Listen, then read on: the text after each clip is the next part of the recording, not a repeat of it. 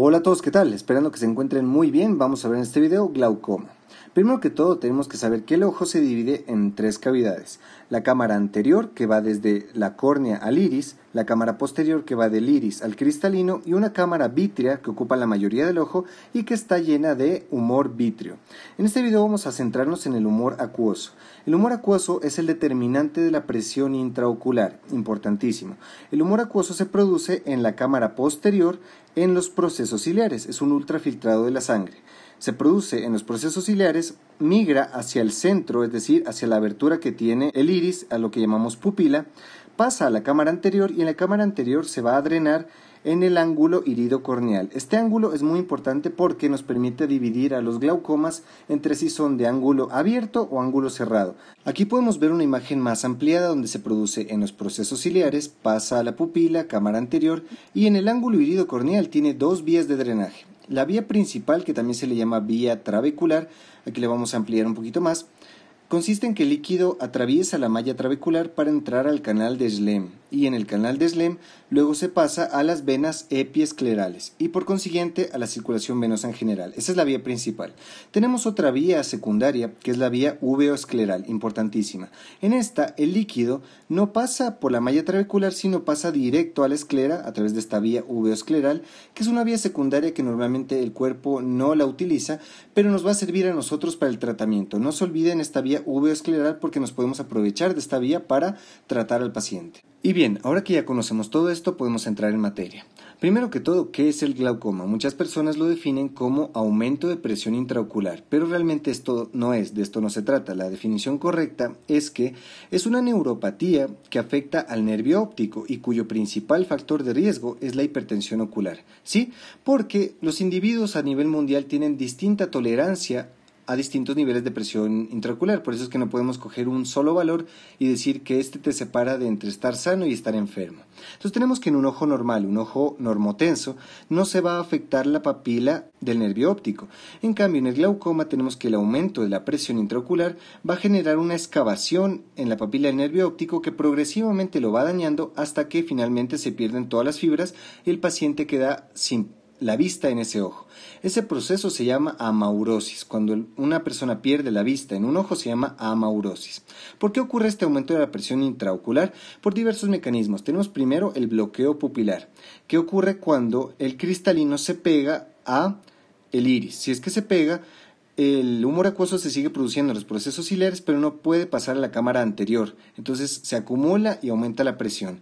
Esto es clásico de las situaciones de midriasis. Cuando ocurre una midriasis, el cristalino se pega a la pupila y no deja pasar al líquido. Y el otro mecanismo es que se ve interrumpido el drenaje de el ángulo iridocorneal, ya sea por detritus inflamatorio, por sangre, porque se cierra el ángulo, o sea, el ángulo cerrado. Ese es el mecanismo, porque el aumento de producción realmente es una causa muy rara de glaucoma. O sea, más que todo tenemos que la causa principal de glaucoma es que se tape el drenaje de humor acuoso.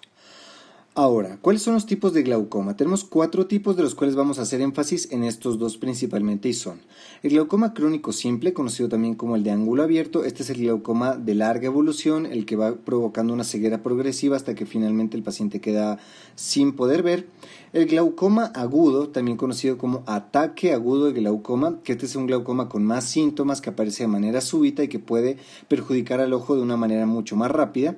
Tenemos el glaucoma congénito, que es todos los niños que nacen con malformaciones que afectan la presión intraocular y que generan glaucoma desde el nacimiento. Y también tenemos el glaucoma secundario, que es cuando dentro del contexto de una enfermedad del ojo aparece glaucoma, es decir, un paciente que ya tenía luxación de cristalino, uveitis anterior, posquirúrgico, trauma de ojo, alguna malformación vascular que sea iatrogénico por dar sustancias que provoquen glaucoma, es decir, que el ojo ya tenía una enfermedad previa y sobre esa apareció glaucoma, es el glaucoma secundario.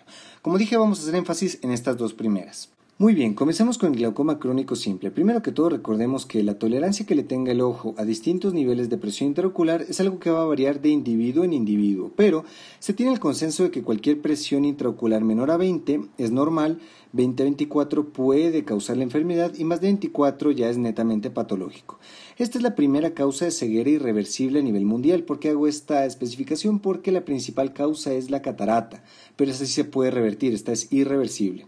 Ocurre principalmente en pacientes mayores a 60 años que tengan factores de riesgo, además de la presión intraocular elevada, que tengan familiares de primer grado, o sea, antecedente patológico familiar con glaucoma, córnea fina y la miopía. No olvidar, miopía tiene estrecha relación con glaucoma crónico simple, no olvidar esto.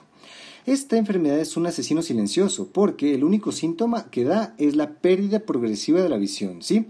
Entonces, miren, en esta gráfica podemos ver la excavación que tiene el nervio óptico, o sea, normalmente tiene una excavación fisiológica en su emergencia, que se presenta en la campimetría como una mancha ciega, que es el punto ciego que todas las personas tenemos. Importantísimo. Si la enfermedad va avanzando, va a aumentar mucho más la excavación y generar defectos visuales como escotomas que pueden ser pericentrales o áreas de Herrum y pueden ser periféricos o escotomas de Ron. Sí, Herrum y Ron, no olvidar.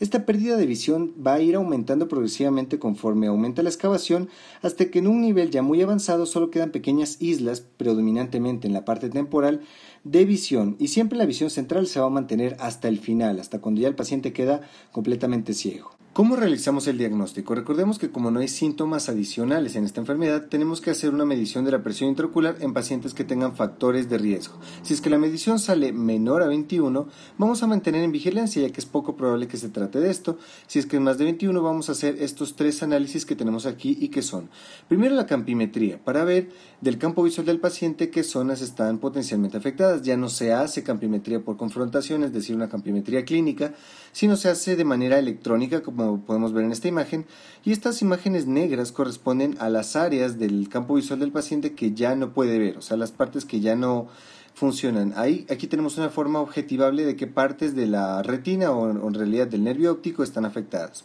Luego tenemos dos tipos de estudio que nos permiten ver la afectación de nervio óptico, ¿sí? Y que son la excavación papilar y la tomografía de coherencia óptica. Ahora, la excavación papilar es un método más clásico, más antiguamente utilizado, pero lo que se está utilizando hoy en día, que realmente es un avance increíble, agigantado de la medicina, es la tomografía de coherencia óptica. Pero bueno, es importante conocer las dos porque no sabemos, dependiendo de dónde estemos trabajando, si es que existe o no este tipo de estudio tan específico. Y bien, ¿cómo se determina la excavación papilar? Se utiliza el cociente de excavación papila. ¿En qué consiste? Vamos a medir mediante fondo de ojo cuánto mide de diámetro la excavación y cuánto mide la papila en total. Dividimos esto y nos va a dar un valor numérico que se interpreta como que menos de 0,3 es normal, de 0,3 a 0,6 es sospechosa y más de 0,6 ya es netamente patológica. Esa es la forma clásica de calcular excavación.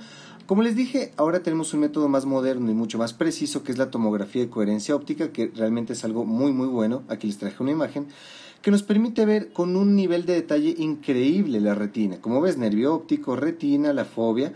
Pero quiero que compares que este nivel de precisión podemos ver entre capa por capa. Esto es como si hiciéramos una biopsia y la pusiéramos en la pantalla. O sea, es un estudio sencillamente genial, muy preciso.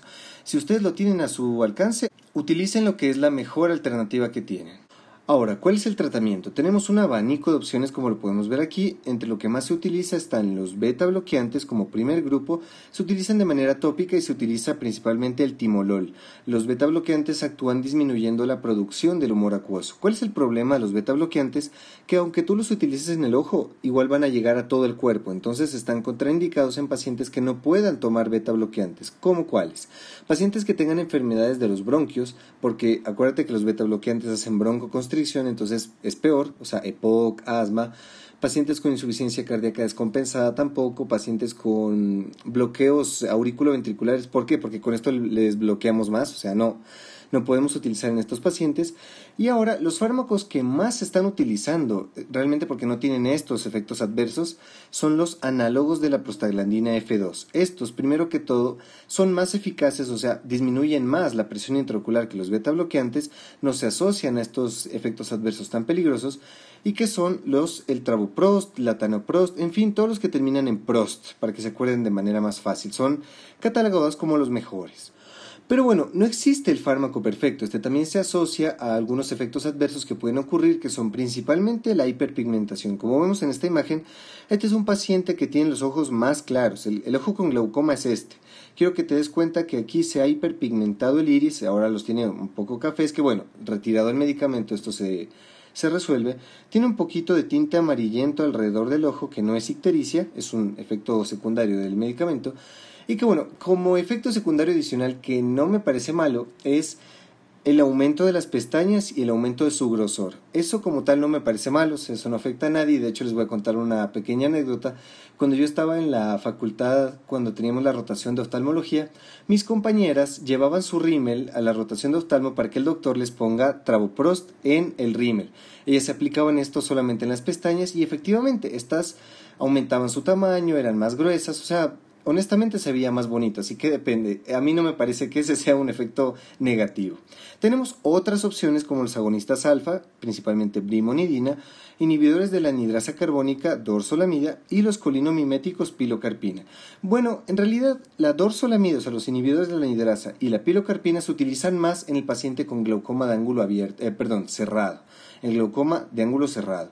Pero bueno, es importante tenerlos como alternativa y también saber que si uno de estos no funciona, se asocian dos. Por eso es que ahora para aumentar la eficacia de tratamiento se venden colirios que tienen ya dos principios activos al mismo tiempo para mejorar la eficacia. Si después de hacer esto no funciona, se utiliza la cirugía, principalmente la trabeculoplastia o la trabeculectomía.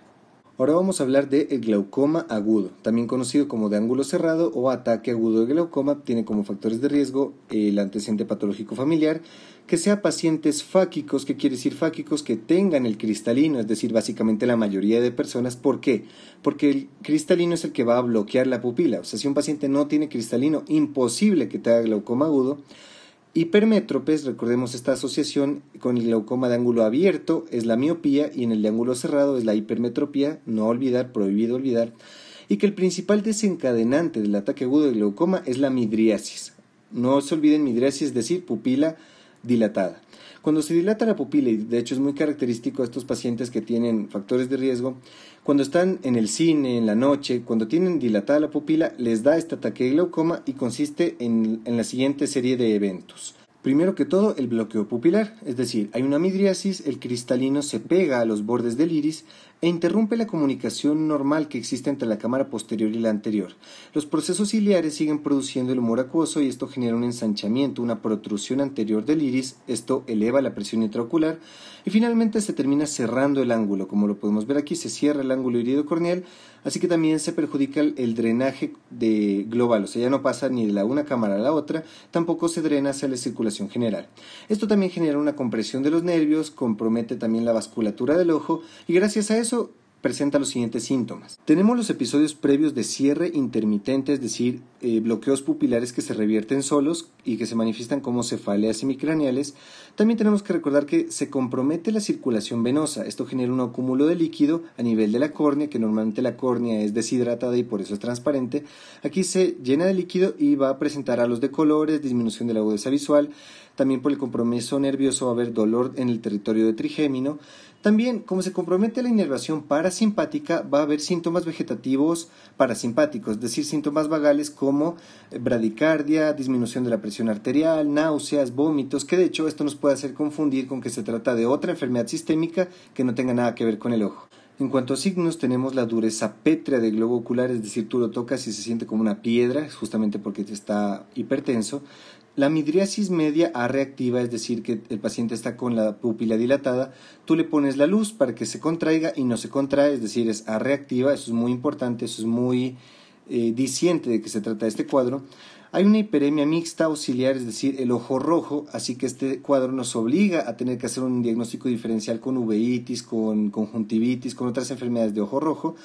Hay nubosidad corneal, es decir, aspecto, justamente por el edema corneal se ve un aspecto opaco de la córnea y una cámara anterior estrecha. Esos son los signos. El diagnóstico se realiza mediante tonometría y gonioscopía. La tonometría es medir la presión intraocular, se utiliza este aparato que podemos ver aquí. Como resultaría muy doloroso aplicar un aparato directamente sobre la córnea, previamente al paciente se le coloca una gota de anestésico para que el paciente apenas sienta que hay el aparato presente.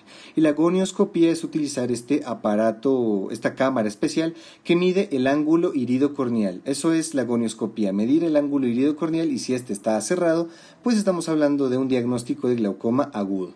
En cuanto al tratamiento, tenemos que saber que se divide en agudo, es decir, lo que vamos a hacer en ese momento para salvar el ojo del paciente, y el crónico, que es lo que vamos a hacer a largo plazo para que el paciente no tenga más ataques de glaucoma agudo. Entonces, primero que todo tenemos el bloqueo pupilar. Tenemos que desbloquear a la pupila. Recordemos que esta está en una midriasis reactiva, así que vamos a utilizar la pilocarpina, que es un agonista colinérgico, para estimular el sistema parasimpático e inducir la contracción de la pupila, la miosis. Con eso le desbloqueamos a la pupila, hacemos que vuelva a haber esta comunicación cámara anterior, cámara posterior. Vamos a tratar el edema de la córnea y la inflamación a su vez con corticoides tópicos en gotas, y vamos a bajar la presión intraocular con cualquier mecanismo que queramos. Vamos a poder utilizar el manitol o la acetazolamida. Ese es el tratamiento agudo. Con esto restauramos la comunicación normal y la presión intraocular. Con eso le salvamos el ojo al paciente. Pero como no queremos que el paciente otra vez vaya a ver una película y le dé otro ataque agudo de glaucoma, vamos a instaurar tratamientos a largo plazo, y estos son la iridotomía, es decir, como podemos ver en esta imagen, mira, este es un iris que se le ha realizado una abertura, un hueco, ¿sí? ¿Esto con qué fin? Que si se vuelve a bloquear la pupila haya una vía accesoria de comunicación y no haya este problema de nuevo. Esta es la iridotomía, se puede realizar con láser, de hecho esta de aquí está con láser YAG, y también se puede utilizar de manera quirúrgica, pero bueno, ya no se utiliza. Ahora que existe el láser, ya no se hace este tratamiento que resultaba tan invasivo. Y otro tratamiento que también, bueno, está en discusión, pero muchos autores están de acuerdo, es hacer la misma cirugía que se hace para la catarata, que es la facoemulsificación con implante de lente intraocular. ¿En qué consiste? Consiste en hacer una pequeña abertura en la córnea, ingresar, destruir el cristalino, absorberlo y reemplazarlo por un lente. ¿Por qué? Porque si nosotros ponemos un lente intraocular, este es menos voluminoso que el cristalino normal. Va a ejercer la misma función que el cristalino, pero este ya no va a generar bloqueo pupilar, así que también se considera como una alternativa quirúrgica. Y eso es todo, mis amigos y amigas, muchas gracias, espero que este video les haya gustado, que les haya servido. Si tienen cualquier comentario, duda o sugerencia, por favor déjenla en los comentarios, que yo cuando tenga tiempo lo voy a responder. Y no olvides suscribirte para ver mucho más contenido, muchas más clases, tanto teóricas como prácticas de medicina. Que les vaya muy muy bien.